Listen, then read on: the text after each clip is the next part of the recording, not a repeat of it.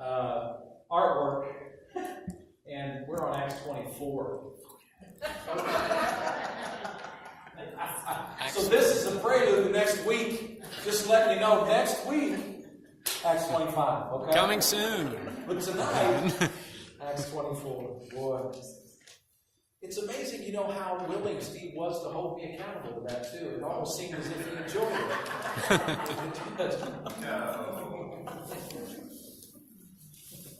Oh, tonight, Acts 24, people, places, and things is what really came to mind, really came to heart. People, places, and things. And that's one of the things that I try to live by and try to consider. Matter of fact, one of my philosophies of my recovery from sin is 5 core. I believe in 5 core people. The 5 people that you spend most of your time with is who you will become. And I have found that people have much more influence on me than I even realize. So 5 core people is what I try to do. And I try to be, I don't want to say picky, but I try to be very mindful of those who I spend most of my time with. And of course, I've already got it good because one of those 5 core is Robin.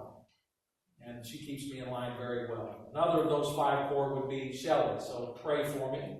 Between those two, as soon as I step out of pocket, I get put right back in my place.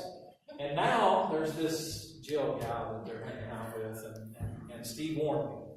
But I try to make sure, you guys, that I keep the people that I keep in my life and keep close to me, they plan for, behave in, strive to be the kind of person that I want to be. Because I know this much.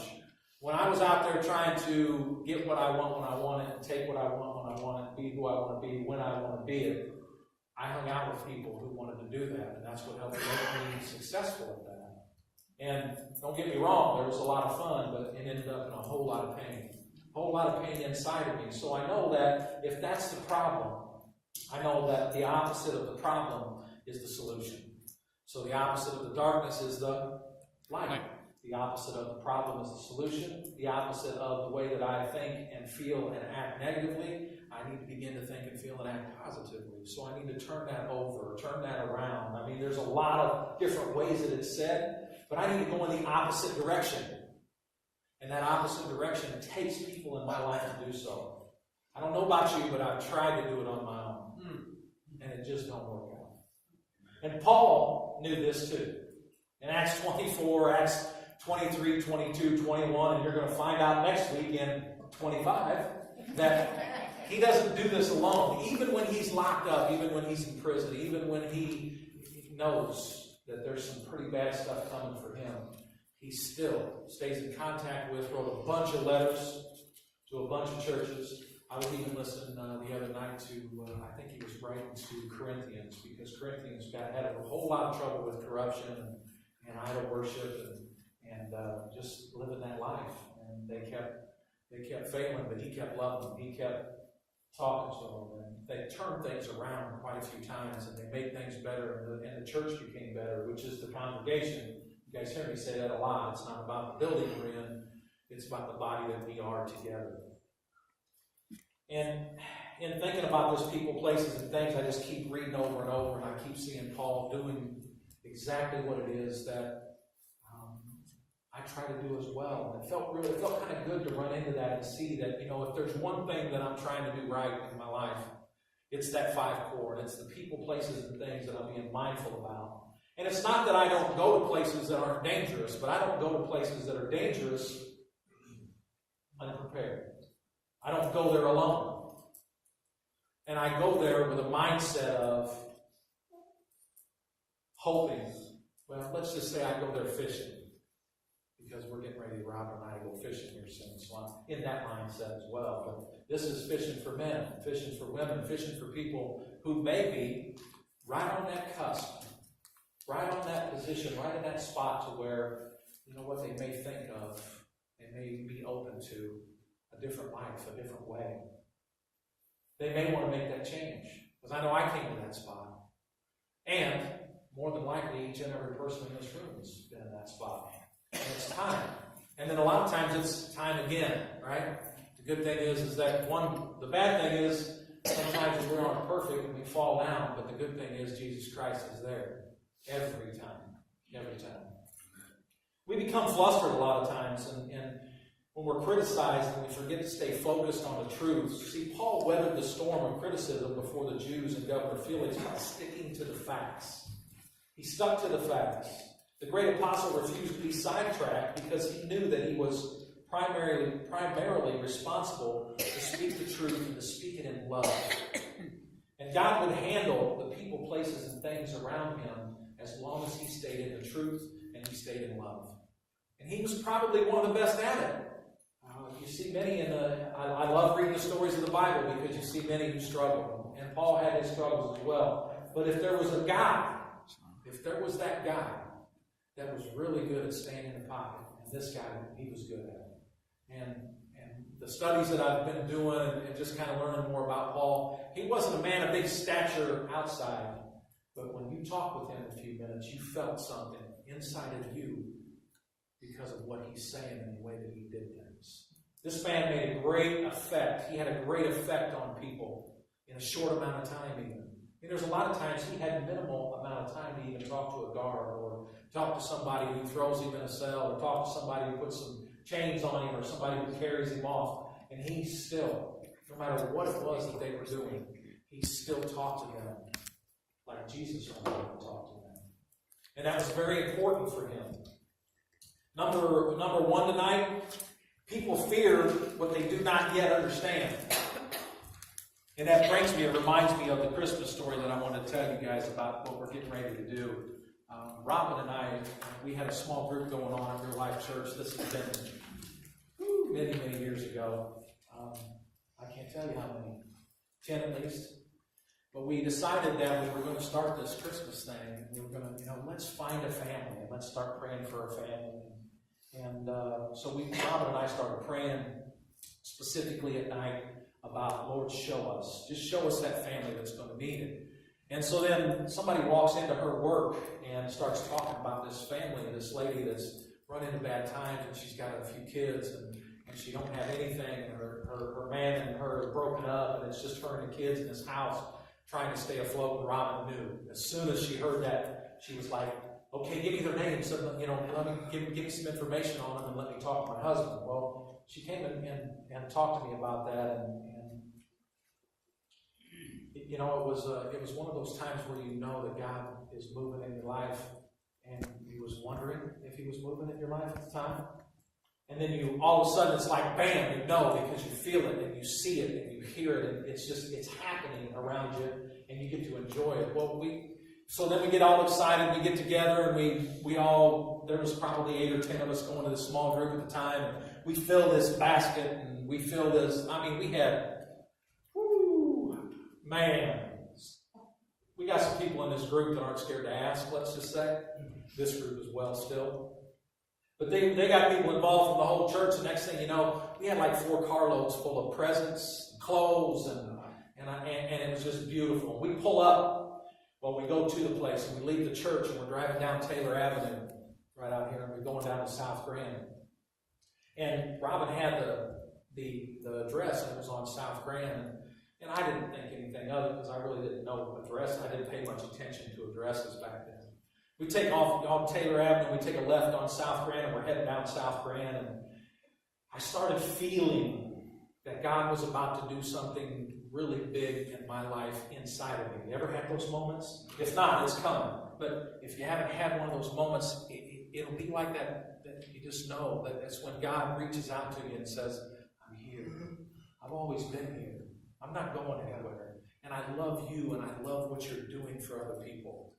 It's a great feeling. It's a great feeling. So we go down South Grand, and we're heading up, and you know where Pete's Live Bait used to be? Just about a block before that. And as we start slowing down, it's just like, slow down, slow down, slow down. I start freaking out, okay? And I start getting that feeling in my throat, and I start getting that anxiety, and I knew why, and I'll tell you in just a moment. We pulled into this driveway, and I remember these kids were scared to death. And remember, I said people fear what they do not yet know. These kids didn't know yet what was going on. And here's what they knew. And I'm just going to be, you know me, I'm blunt. I saw these white folks pulling up in our driveway. Okay? That's truly how, and we know that's just the reality of it. They didn't know that they was about to be loved on. But there was something else going on inside of your pastor because I realized where we were at. Right across the street from this house is the place that I took my last hit of cocaine. The place where a man came and pulled me out of that crack house and sat with me 3 hours in that driveway until I was ready to go home. Until I was ready to make a change. And God was showing me that I can take you right back to where it is that you surrendered and make something big in my name. So do this and do this for me and do this in my name and don't forget who it is that saved your life. I've never forgotten that. It rings clear as a bell. It rings clear as a bell. And I want you to know tonight, He wants to do that in your life. If He hasn't yet, it's coming.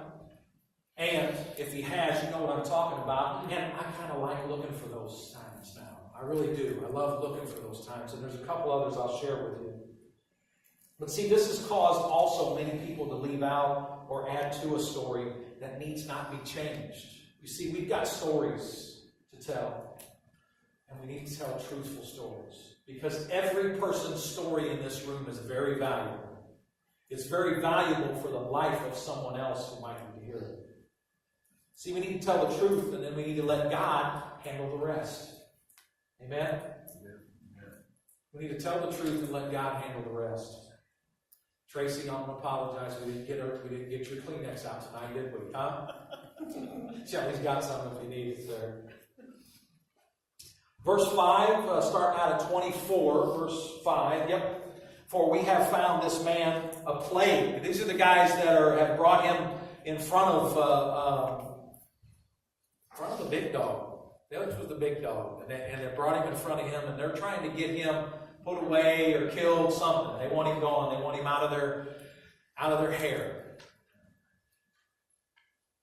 A plague, a creator of dissension among all the Jews throughout the world, and a ringleader of the sect of Nazarenes. He even tried to profane the temple, and we seized him and wanted to judge him according to our law. But the commander, Lysias, came by and with great violence took him out of our hands. You hear this poor pitiful me stuff? You hear this? Commanding his accusers to come to you. By examining him yourself, you may ascertain all of these things of which we accuse him. And the Jews also assented, maintaining that these things were so. So this is a group of people telling a lie. And they were telling a lie, and it didn't matter to them what was about to happen if this lie is believed. Sound familiar?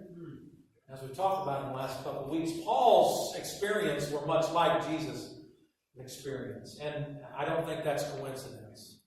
And matter of fact, what we're going to find out is a lot of our experience are a lot like what Jesus experienced. And I hope that you know why. You see, Jesus experienced all of what it is that we have done and or continue to do. And He paid the price for it. So not only did Jesus know how Paul felt to be persecuted, but He also knew and felt what it is that each and every person was doing at that time towards Paul. This was a great injustice that was happening to him. And Paul was okay with it.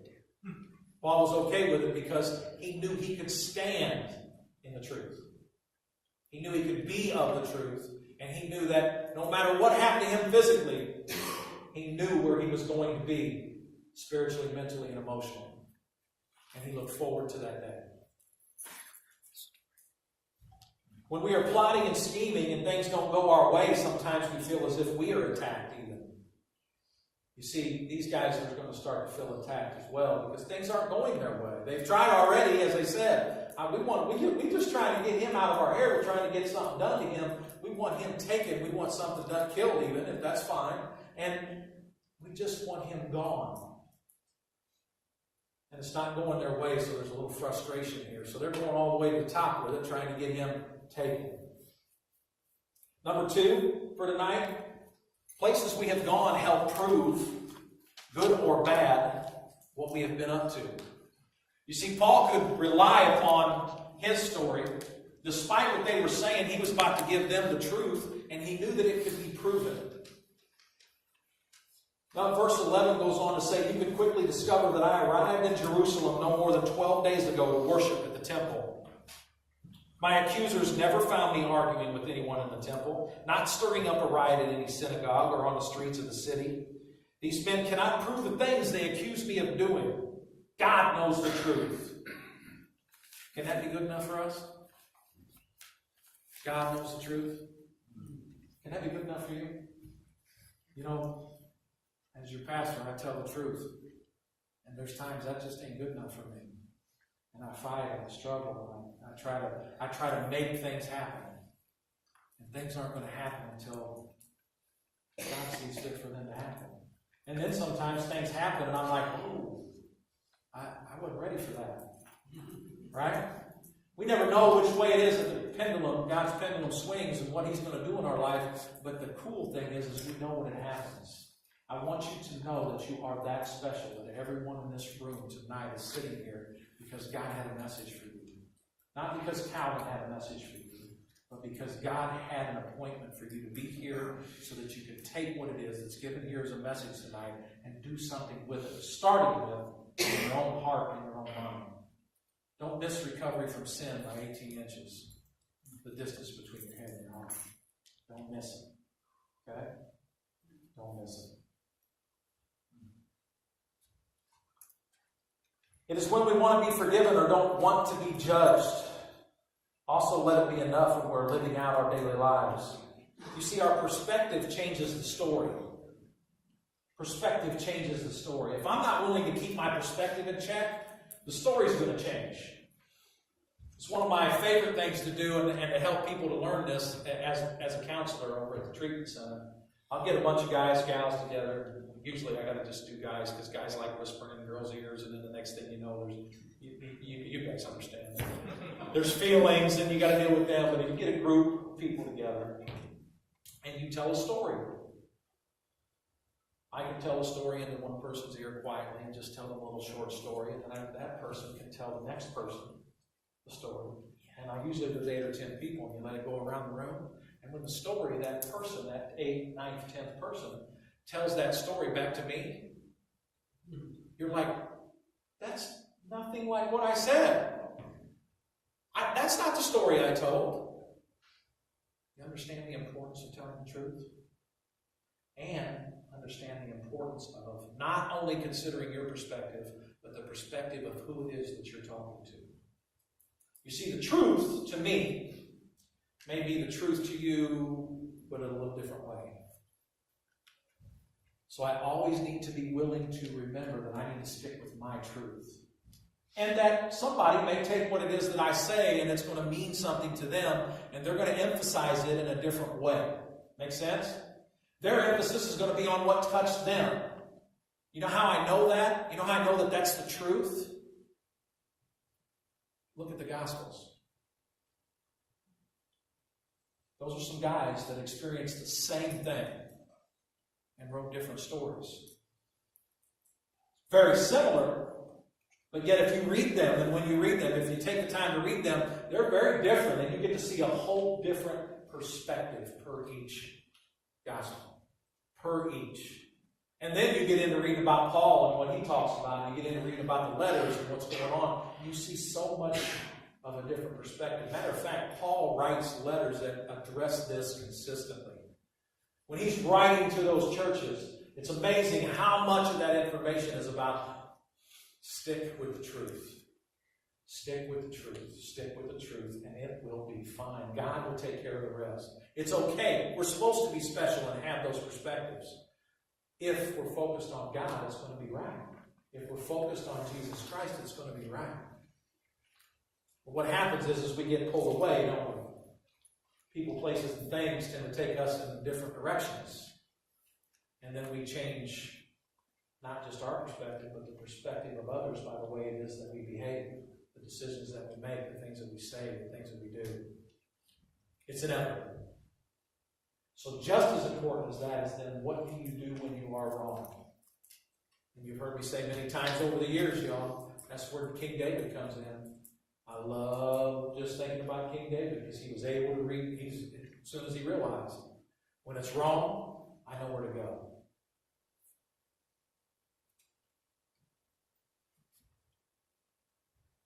Verse, where are we at? Okay, read that one, right? Got it.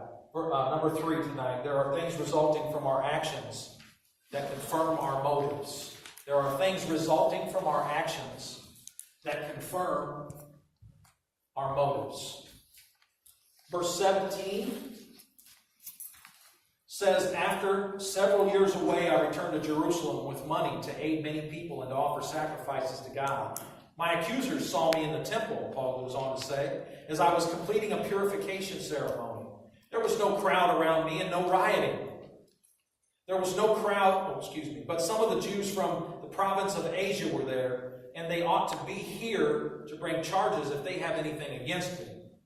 Ask these men here what crime the Jewish high council found me guilty of. Except for this one time, I shouted out, I am on trial before you today, because I believe in the resurrection of the dead. Paul's got some guts, man, I tell you. Because he knows. No matter which way he goes here, he knows that this is not going to turn out very well for him. But it's going to turn out very well for Jesus. He already knows and he already has it figured out that, even if this guy finds them not telling the truth, I'm probably not going anywhere. And he was right.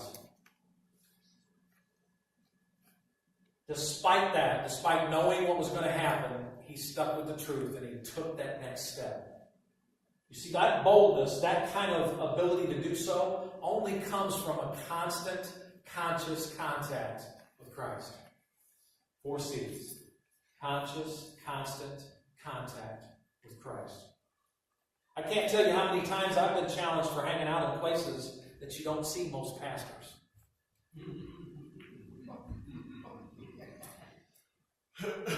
However, these were some of the most impactful testimonies that happened.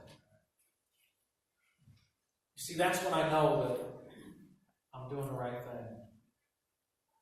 And there's been times that I've been in some places when there was no impactful testimony, and it impacted me. And I knew that I had done wrong. But I knew where to go. Not a perfect pastor here by far, but I knew where to go. You see, when I mess up mentally or emotionally or spiritually, I place myself at the foot of the cross. You know why? I know what happens if I let it go physical. I don't come back. So I want to talk to you about being able to make it back today. It's not about being perfect. It's about being able to make it back. And that's what Paul does for us. He gives us that example. I want to tell you a time about, I get a call. One of the places I used to hang out at is called Converse. Now, I didn't do this when I first found out that I needed Jesus Christ as my Lord and Savior. You see, I strengthened myself, and I got with people, and my mission is, I'm going to go fishing in them places. The same, just like crappie fishing. I don't go to no open water. I go to the nastiest, ugliest, deepest, darkest, bobber, hook-taking tree that I can find, and I try to find me the biggest, baddest crappie in the tree. I do that too in a life of ministry. And I found a big bad crappie in a tree one night at Converse Bar. Matter of fact, I was at home and I got a phone call. And they asked me to come and get this person because they're tearing the bar up. Not that I'm tough, and matter of fact, she could whoop me. She probably wouldn't doubt me a bit. But she was tearing the bar up. And it wasn't just because she was intoxicated. It was because she was hurt. Because she was lost.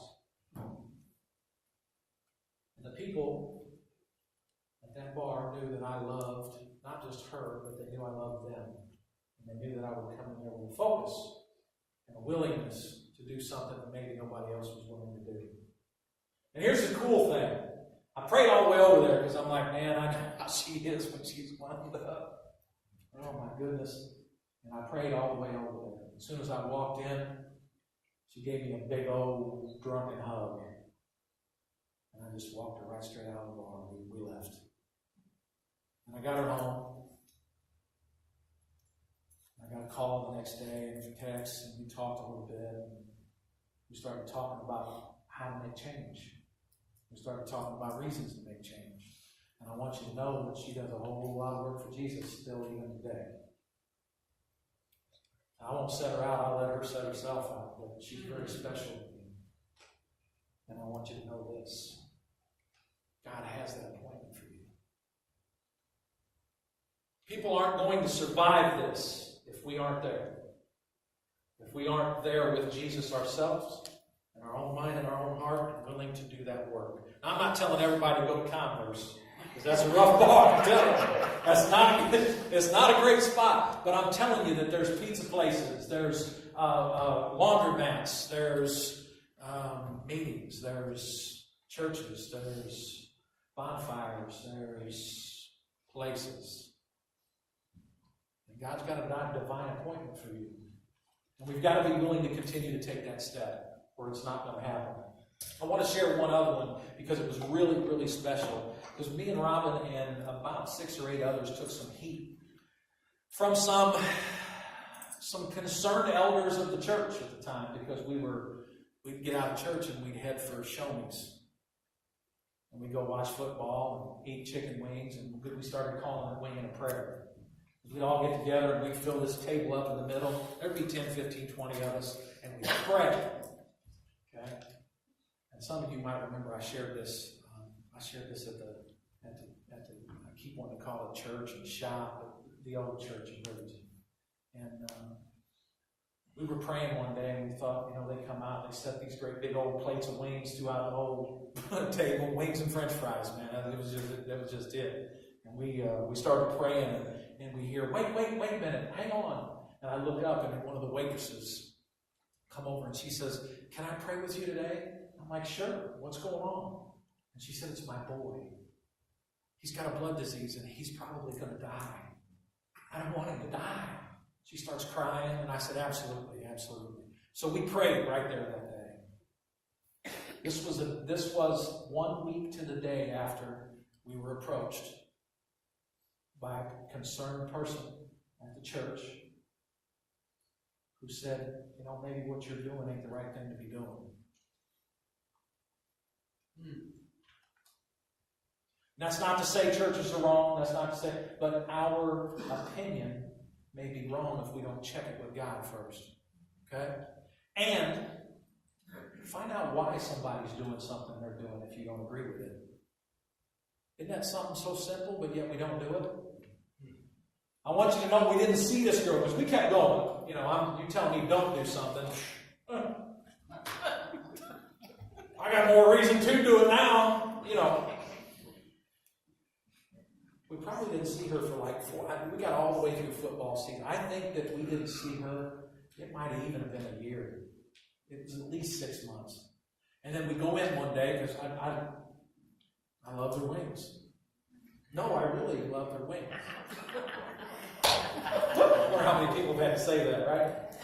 We go in, we sit down, and order some wings and some fries, and she comes busting out of the doors, and she's just clocking in or clocking out. She was like, it's you guys. She runs up and gives me a hug, gives my wife a hug, and she just starts crying, and I'm like, what? She says, my boy, he's still alive.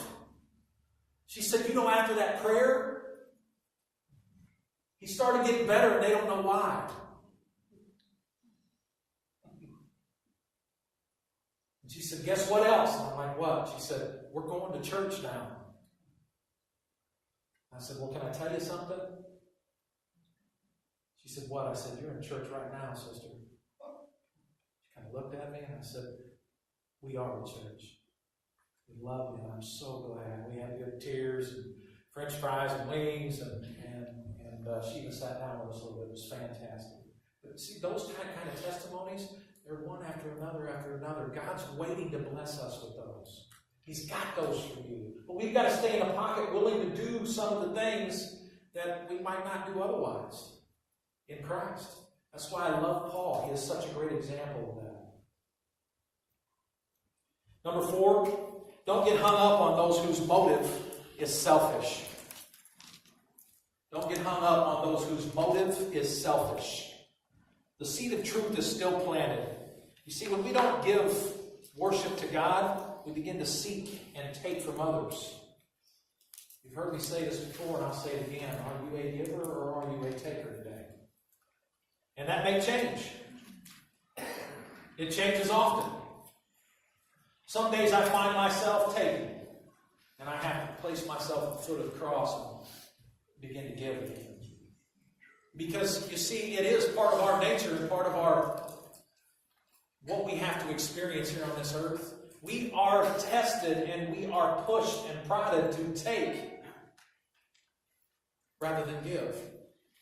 So our choice is, our free will has a lot to do with giving or taking. And you see, we find ourselves in a situation where we're taking and we don't maybe realize it inside. That's where the 5 core comes in for me as well. You see, I can tell you this, and Robin's so good at it. God bless her. Sometimes I don't like it when it happens, but she's good at letting me know. And she's become very good at doing it lovingly.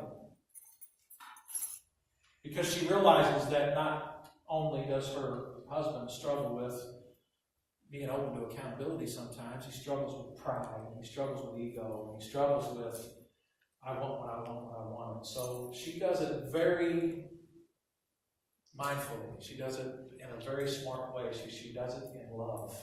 She does it in respect. And when she does that, or when any of the 5 core do that, I am open to that. But you know, it doesn't always come to you loving. So sometimes we're going to need to be open and loving ourselves and not let what is brought to us, or the way that it's brought to us, affect what it is that we see when it's a message. You see, accountability is not an easy thing.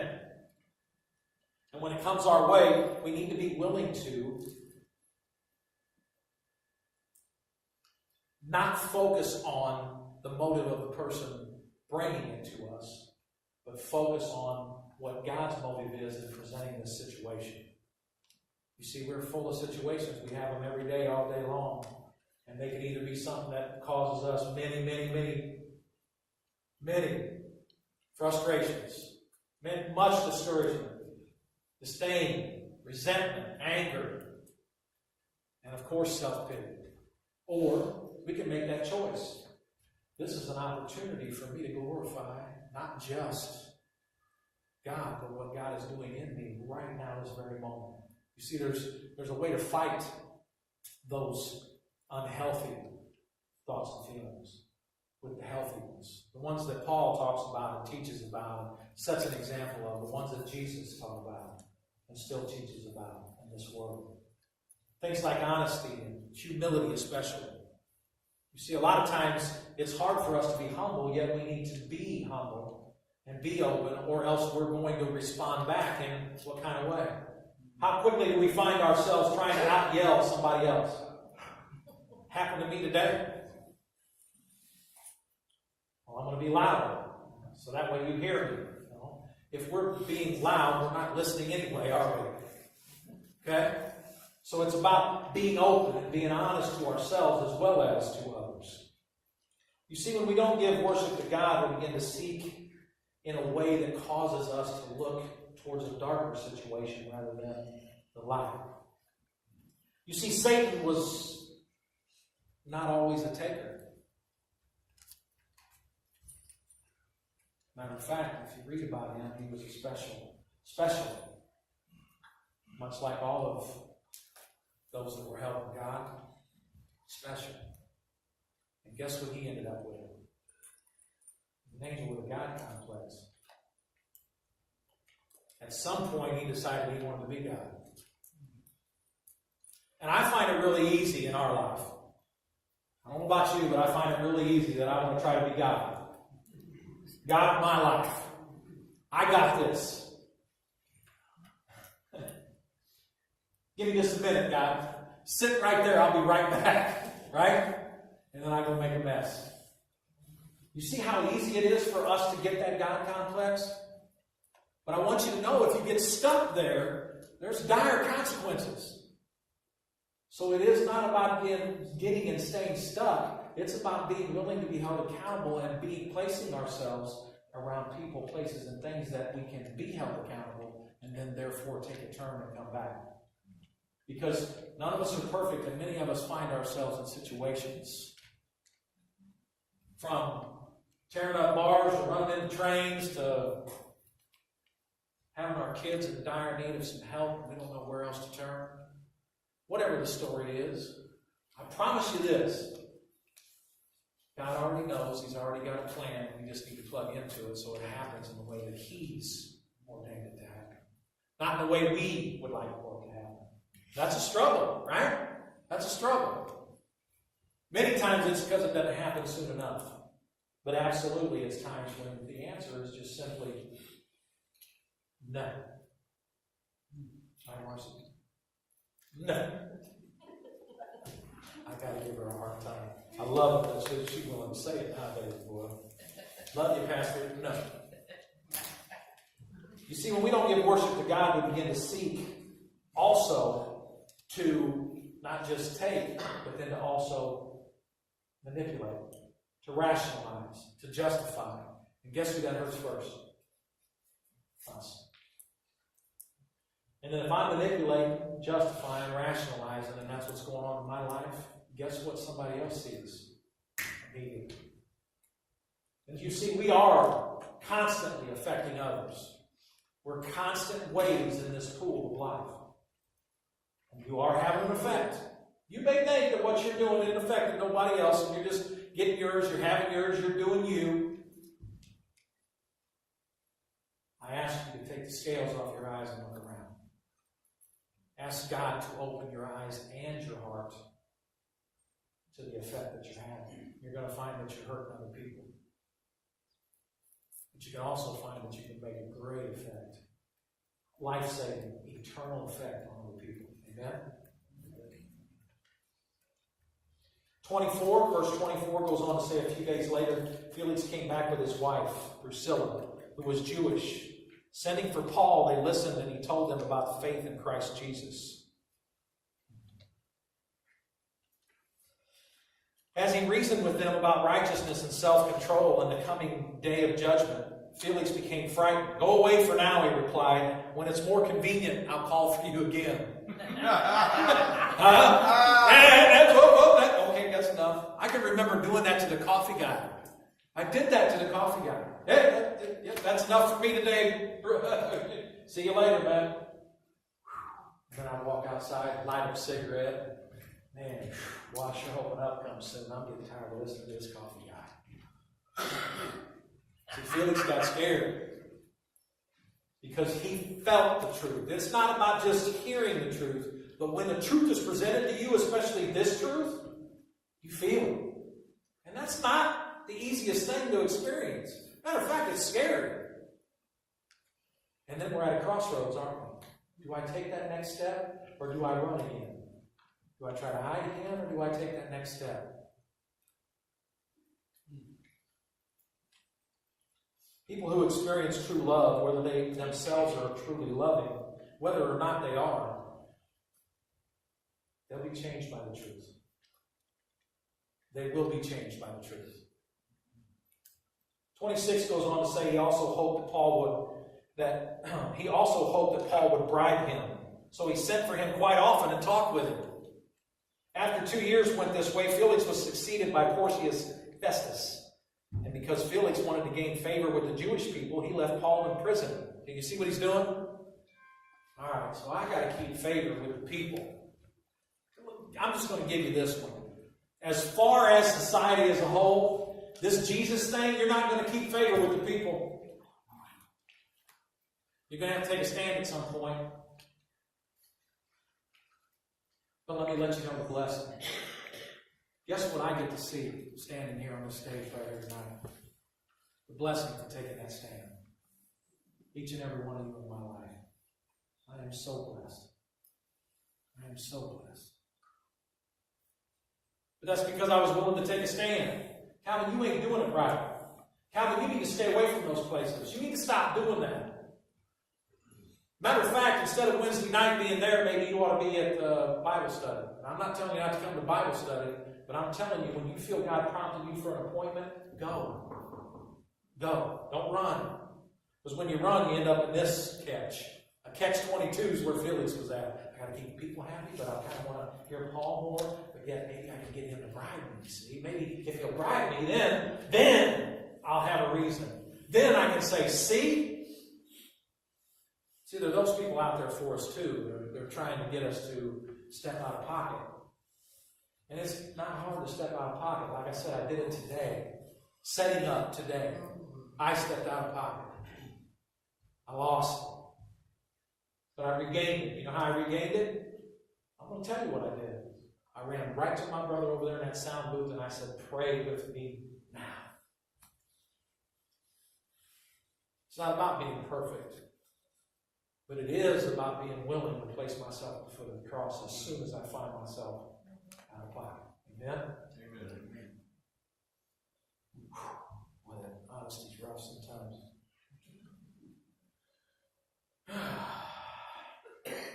One more thing about the accountability. We want some integrity in our lives, right? I want to do the right thing for the right reason. You see, accountability is the ceiling to integrity. My accountability can go no higher. My integrity can go no higher than my accountability. Accountability is the ceiling of my integrity. No more than I'm willing to be held accountable to is all the farther that my integrity can go. Understand what I'm saying there? I'm not going to do the right thing for the right reason, no more than I'm willing to be held accountable to doing the right thing for the right reason. Make sense? So that's the ceiling. My integrity goes no farther than that what I am willing to be held accountable to. So wherever it is that I'm not an open book, there's going to be dissension. There's going to be discouragement. There's going to be a problem. Where are we at? 26? Is that it? He also hoped that Paul would bribe him, so he sent for him quite often to talk with him. Now here it says Felix was successed by Porcius Festus. He could have let him go. He could have just said, okay, you're good. You made it through all this.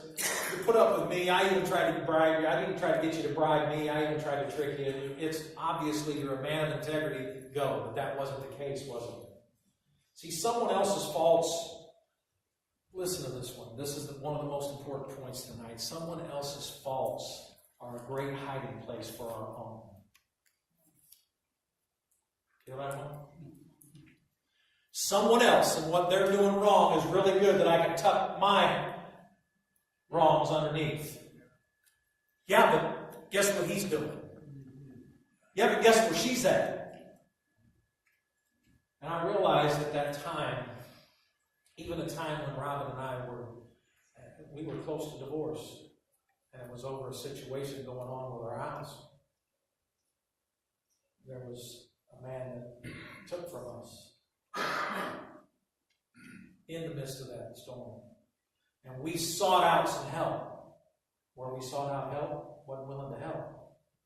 They believed the other person instead of listening to what we had to say. At that moment, we had to make a decision. You see, because he was hiding his faults under ours. So we need to hear the whole story. The whole truth, nothing but the truth, so help me. There's a reason that that's said, even in a court of law. Hopefully it stays that way, right? We may not get to see the transformation in others from our work. However, God's work is all around us all the time. Right here, right now, there are addicts, alcoholics, thieves, adulterers, abusers, those abused, depressed, fearful, anxious, angry, all of that right here in this room right now. And some of it's right here.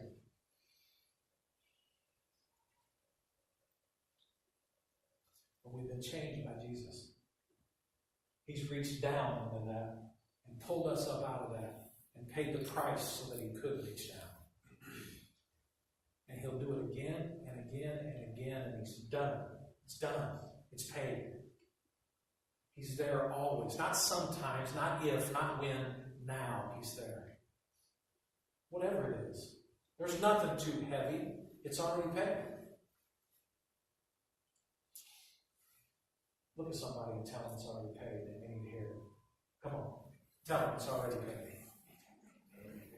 It's Already paid. Give Him the glory. Celebrate that moment with Him. Whether this is your first moment with Him or whether it's another moment with Him that you realize it's time for a change. Give Him that moment. Pray with me, please. Father, thank you so much for the opportunity tonight. And thank you for Paul. He is such a great example. Thank you for so much information in Acts. And you could stay in Acts all year round. There's so much there. Thank you that you continue to give us your word. That it's there and it's living. And it changes and it increases. And it develops more in us every time we read it. I pray for each and every life in this room. Each and every mind and each and every heart, Lord, that they don't miss recovery from sin. That those 18 inches are connected. That their heart and their mind right now, this moment, can be connected. And that you affect them. Jesus, I thank you that you're there for each and every person in this room. And if there is someone who does not know Jesus Christ as their Lord and Savior, I pray that they have that one right now to just ask you. We believe here that if you just pray with me this prayer, Jesus, I ask for your forgiveness. I believe that you have paid the price for my sin. I'm a sinner and I need you. I accept you as my Lord and Savior. In Jesus' name we pray. And I believe that then it's done. And for each and every one of us in here also who have found ourselves in one area or another, fallen away from you, Lord, that we can make that change tonight and ask for your forgiveness. Thank you for your forgiveness because it's already been done. That we can place ourselves at the foot of the cross where it was done. Finished because of you. Jesus, we love you and we thank you. In your mighty and precious name. All God's people said, Amen. Amen.